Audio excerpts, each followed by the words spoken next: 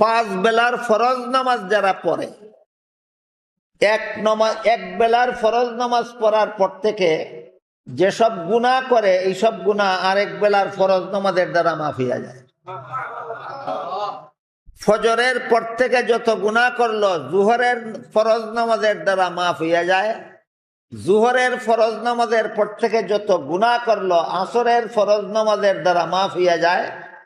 আসরের নামাজের পরে যত গুনাহ করলো মাগরিবের নামাজের দ্বারা মাফ হইয়া যায়। মাগরিবের পরে যত গুনাহ করলো এশার নামাজের দ্বারা মাফ হইয়া যায়। এশার পরে যত গুনাহ করলো ফজরের নামাজের দ্বারা মাফ হইয়া যায়।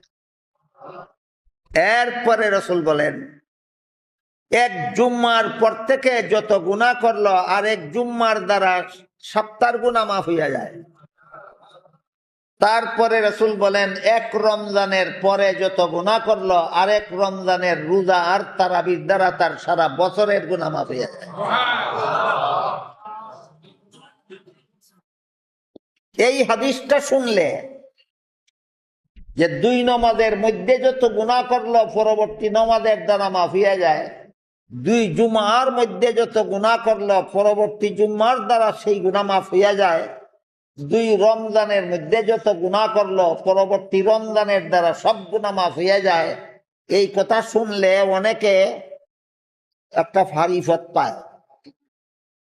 ফারিফত মানে ফজর